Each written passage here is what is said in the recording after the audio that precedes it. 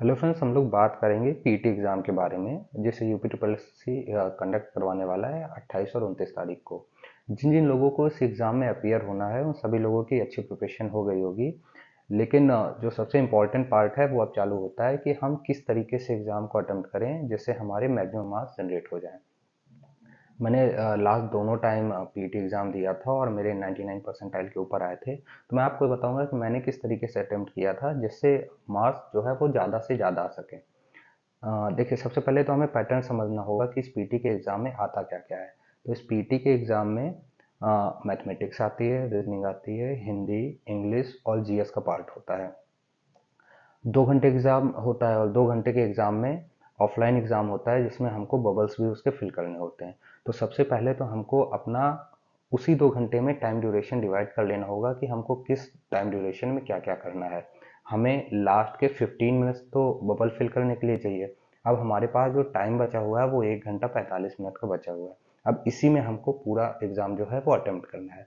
तो सबसे पहले हम देखेंगे तो हम पाएंगे कि जो इस एग्ज़ाम में जो मैक्सिमम मार्क्स आते हैं वो डीआई में आते हैं। डीआई 20 मार्क्स की आती है। तो हमें अपना आधा घंटा का जो टाइम है वो डीआई और रीजनिंग को देना है। और हमें ये प्रयास करना है कि जितने भी क्वेश्चन हमारे उसमें बिल्कुल सही हो रहे हैं 100% उसको अटेम्प्ट कर लेना है। और ट्राई करना है कि मैक्सिमम मार्क्स इसमें हम लोग गेन कर सके। आधे घंटे के बाद फिर हमको अटेम्प्ट करना है हिंदी।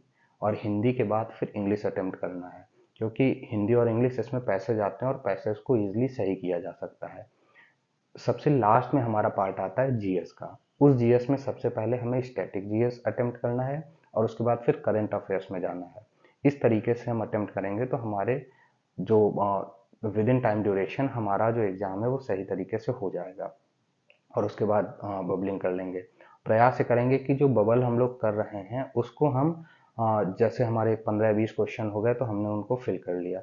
उसके बाद जितने और हो गए 15-20 क्वेश्चन उसको हम लोगों ने फिर फिल कर लिया। इस तरीके से जो लास्ट टाइम में जो बहुत ज़्यादा प्रॉब्लम क्रिएट होती है कि बबल नहीं फिल हो पाते हैं, कुछ लोगों का छूट जाता है जिसकी वजह से मार्क्स कट जाते हैं, वो नहीं होगा।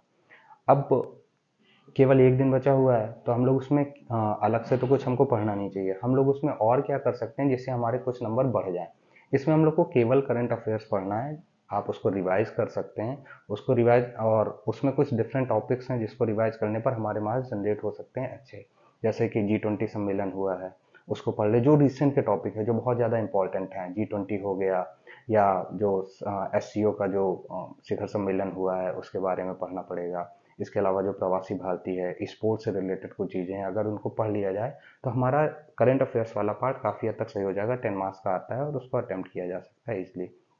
हमें प्रयास ये करना है कि जो हमारे 100 क्वेश्चन आ रहे हैं उसमें किसी तरीके से हमें आउट ऑफ 190 क्वेश्चंस के ऊपर अटेम्प्ट करना है, क्योंकि चाहे जितना पढ़ाई कर ली जाए लेकिन आप 100 आउट ऑफ 100 सही नहीं कर सकते हैं। तो अगर आप 90 के ऊपर अटेम्प्ट करते हैं और लगभग 90 के ऊपर अटेम्प्ट करने के बाद जितने आपके मैथ्स सही हो जाते हैं तो किसी तरीके से 80 मार्क्स के ऊपर आ जाएंगे। आगामी कुछ वैकेंसीज हैं जिसमें जैसे लोअर की वैकेंसी है, लोअर की वैकेंसी के लिए एटलीस्ट 75 प्लस मार्क्स आना जरूरी है। तो मुझे आशा है कि अगर आप लोग इस सीक्वेंस में अटेम्प्ट करेंगे तो आपके मार्क्स जो हैं वो ज़्यादा बढ़ सकते हैं, क्योंकि रीजनिंग में और मैथमेटिक्स में नंबर कटते नहीं। आपका जो आंसर आ गया 100% श्योर रहेगा। बाकी जीएस हो गया या अदर टॉपिक हो गए उसमें सारे क्वेश्चन हमारा अटेम्प्ट करना उतना ईजी नहीं होगा और हो सकता है कि कुछ क्वेश्चंस में 50-50 का रहे। इस वजह से इसी सीक्वेंस में हम लोगों को एग्ज़ाम अपीयर होना चाहिए। Thank you.